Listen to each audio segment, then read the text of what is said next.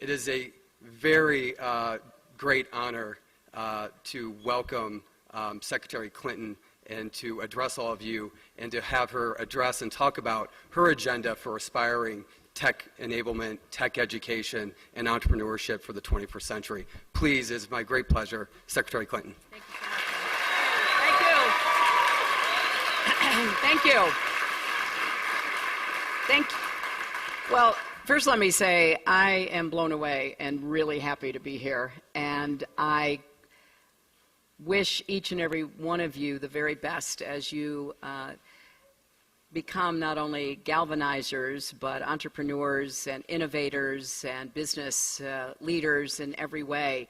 I want to thank Jim for letting me come and visit one of these campuses of Galvanize. I really am taken by the model and want to do everything I can to lift it up and create more pathways for more people to have these opportunities. I want to thank Stephanie, who came from Governor Hickenlooper's staff to be part of this, and I had a chance to visit with the governor earlier and was talking about the workforce planning that is going on here in Colorado. It's a real model for the rest of the country, creating all of these pathways to give people the skills that are needed in the 21st century economy.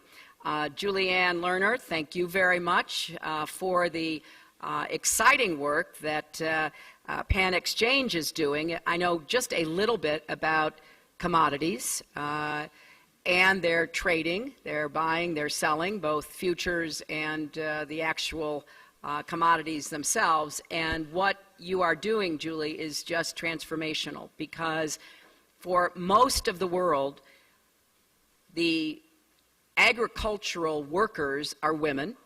More than 60% of the farmers in the world are women who farm small plots and who do not have access to information. Very often, until cell phones came with SMS still to get some kind of weather reports, they didn't even know what the weather would be, couldn't plan. They don't have access to good seed or pesticides by and large. And what we're doing through this kind of effort is opening up markets, creating more transparency, which will benefit so many of the people who are actually doing the hard work of producing food and trying to get it to market and create a better life for themselves, their families, and their communities. So I'm thrilled by that. And I want to thank Josh Anderson, CEO of Patriot Boot Camp, for working on another set of challenges, and that is how we do a much, much better job creating employment pathways for our vets, something that I have spent a lot of time thinking about and working on. There are good ideas out there, but they're not yet broad enough, deep enough, so that we are really doing what we should to give our vets the chance to have a good future. It needs to start, as I was just talking to Josh and Ben about, needs to start while they're still in the military, before they leave. We don't do a good enough job with transition planning. And then we've got to do more to get them connected with successful programs that produce results, as opposed to being scammed, which happens too often at the programs that they are looking at or enticed into being part of without really any employment at the end of it. So using Patriot Boot Camp as an example and giving the results that you've had gives me a lot of hope that we can do a much better job for our vets, and that's something that I am 100% committed to. I am so excited about being here. Now, I do plead guilty to being a policy wonk. And I know that can be boring, and I know that putting out plans can sometimes seem less than inspirational, but it really matters what we do and how we do it if we're going to create the economy of the future. And it matters to me to find examples like here at Galvanize that we can lift up and try to take to scale. I was delighted to learn that there will soon be a Galvanize in New York, and that we will have the benefit of that. So I am on a mission to find out what works. Not what we hope will work, because we'll get to that, but what works right now and how we do more of it. and how we create a lot more of this kind of model, because what we've been doing is not sufficient.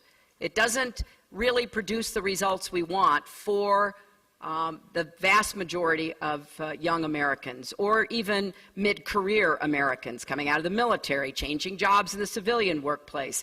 So this is part of a pioneering community, and you all are part of that. And I am thrilled to see what you're accomplishing. I know across Colorado you have made smart investments in technology and innovation. That's helping to create a lot of good-paying jobs. It's not an accident that Denver and Colorado in general have a lower than average unemployment rate, because there are opportunities here. There are magnets of jobs and futures that people are drawn by, and we're going to continue to build on that. I learned that nearly a quarter of the people in and around Denver and Colorado Springs now work in STEM fields. So that is what we are trying to help create elsewhere. The rest of the country could learn a lot about what's working here. I want America to get back in the future business. You know, saying that you want to make America great again is code for saying we want to go back to the way it used to be. Forget about technology, forget about inclusivity, forget about giving everybody an opportunity to have a real shot at the best possible future. Well, that is not who we are as Americans. We don't go back, we go forward. But we got to go forward with intelligence and a real sense of purpose. So my goal is we build an economy that works for everyone, not just those at the top. And that's why today I am releasing a comprehensive plan to keep America on the cutting edge of technology and innovation. It is one of our biggest assets, and I want it to be democratized. I want more people in more places to feel that their future lies in STEM, in technology, in helping to create the jobs that we're going to attract. So first, let's make it easier for young people to become entrepreneurs, exactly what's going on here at Galvanize. I've talked to a lot of people in the field, and you know, starting out can be daunting. There's a lot of risk, even if you've got a good idea, how you translate that into a business, how you grow that business, how you make a living from it.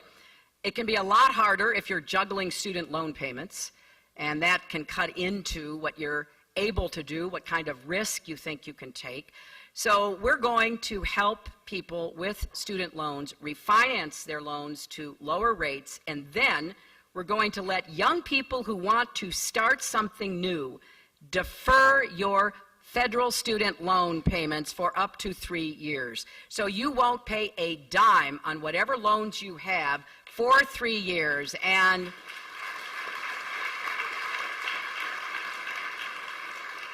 we want to go even further. So if you get that enterprise up and going, we want to forgive a portion of your debt because you have become a job creator, and we need more job creators, and we need more young people starting businesses, startups, and other kinds of opportunities. So the burden of student debt is not only an individual burden that affects your life choices, it's an economic burden. $1.2 trillion in student debt.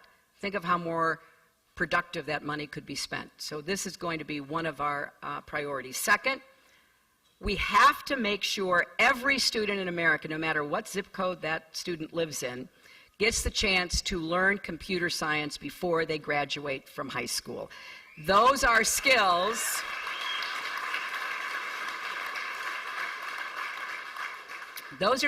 you know so well, you're here at Galvanize, that will help you compete and succeed in the global economy. You know, when I used to visit schools as First Lady of Arkansas, First Lady of the United States, a long time ago, I would have what I called the Chelsea test. In other words, would I send Chelsea to this school? And some were a resounding yes. You know, the creativity, the energy, the collaboration, and some were absolutely not, and no child should go to these schools. So now I'm a grandmother, so I have the Charlotte and Aiden test. Would I send these precious grandchildren to any of these schools that I visit? There is such a divide it's heartbreaking. Some of you may have had schools where you really got exposed to technology, where you had a chance to both learn on your own and be guided in your learning, but I bet a lot of you didn't. We can no longer tolerate that. Part of what we have to do, though, is make sure that the benefits of technology and the internet are widely shared. It's hard to believe, but we still have lots of parts of our country, rural and urban, where you do not have access to high-speed internet. In fact, it's spotty, and it is an economic impediment. You know, I've traveled a lot around our country, and you can see what it means not to be connected with the global economy. And I'm thrilled whenever I see places that are historically left out finding ways to get in. So in Eastern Kentucky earlier this year, I learned about a successful program that trains former coal miners to be computer programmers. But the lack of affordable high-speed broadband is a real barrier.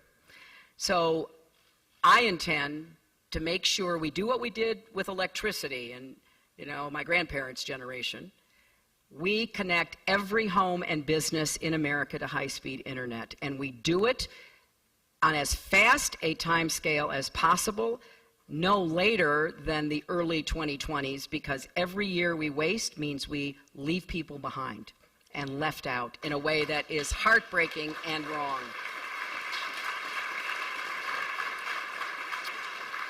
Now, I really believe part of what this election will turn on is how we're going to create more good jobs with rising incomes. And there's a lot of legitimate anxiety, fear, and even anger in many parts of our country. Because people feel like the economy has failed them, they haven't recovered from the Great Recession. The government has failed them because they haven't been a good partner in helping people find their footing and going forward. So I think this is going to be one of the defining issues in this election. And I'm going to keep talking about what we can do together, a positive vision that if we do it, will give so many more people like yourselves a chance to be galvanizers. And I'm going to talk about why we need to get back into the future business, because that's who we are as Americans. I don't think we're people who, you know, look backwards. We should be looking forward. And we're going to focus on what will make the American economy work for everyone, not just those at the top. So coming here today is a real treat for me, because it's exactly what I want to see everywhere.